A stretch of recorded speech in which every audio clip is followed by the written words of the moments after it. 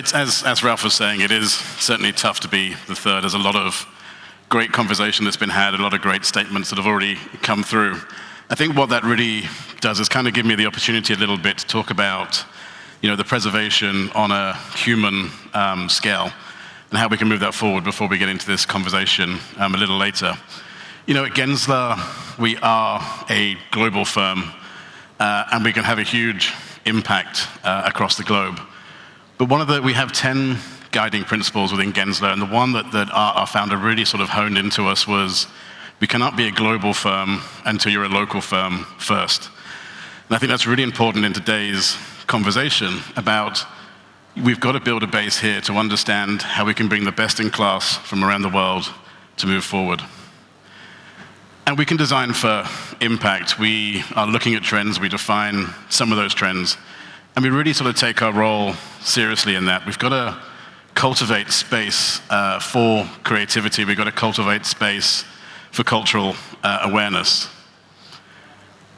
And we heard a lot about this yesterday, about sustainability.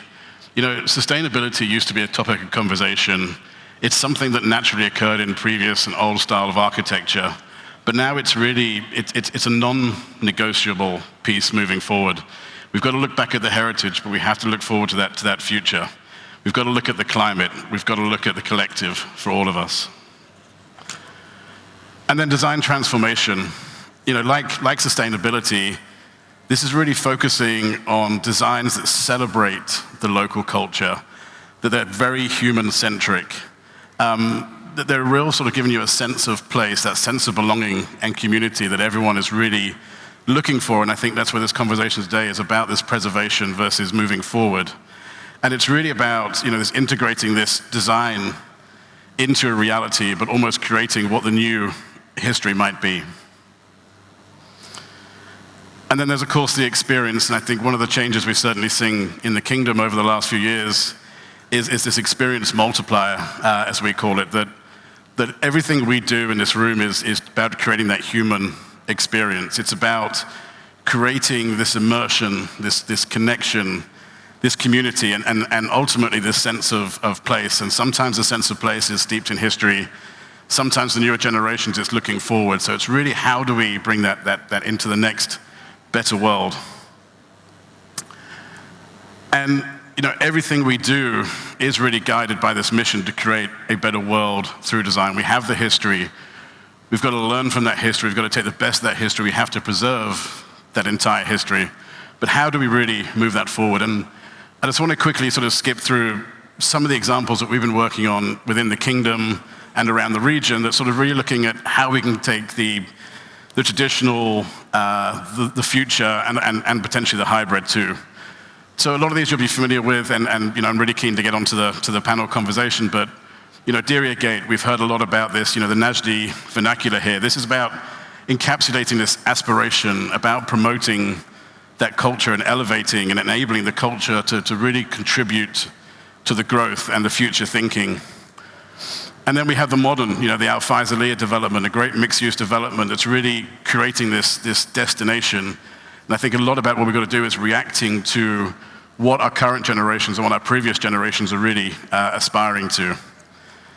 The avenues in Kuwait was a very, I've been around for a few years now, but it's really about creating that unique character, but that ultimately that journey, you can go from the old souk to the whole heritage style, all the way through to the modern and currently still growing phases of the avenues. And then we have Jeddah Central Development, which is this real harmonious fusion of traditional and modernity, and really starting to look at connection and the place that Ralph was particularly moving, the mobility of cities.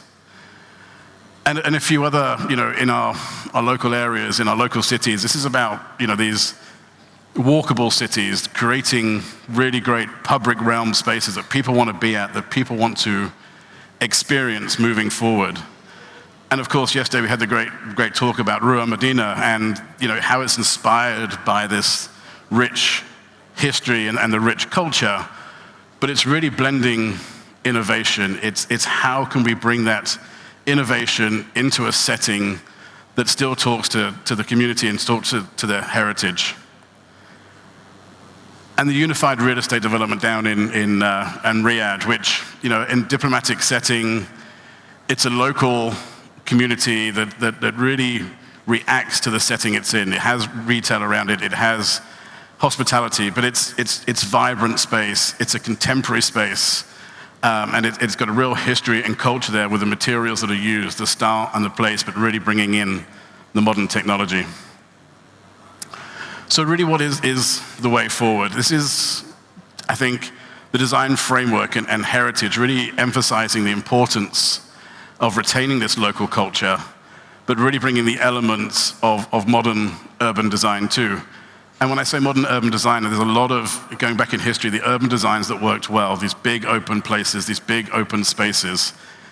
And of course, it's about sustainability. Sustainability, as I said at the beginning, this is everything we do. We are really trying to create, at the moment, the new past. Having this conference in 100 years' time, we're going to be talking about the heritage of today.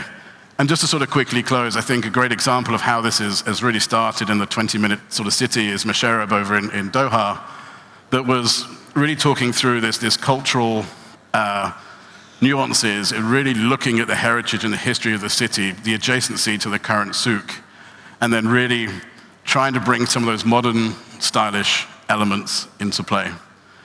So I look forward to the conversation, and I think it's really, again, it's about the best of both worlds, modern and vintage. So thank you.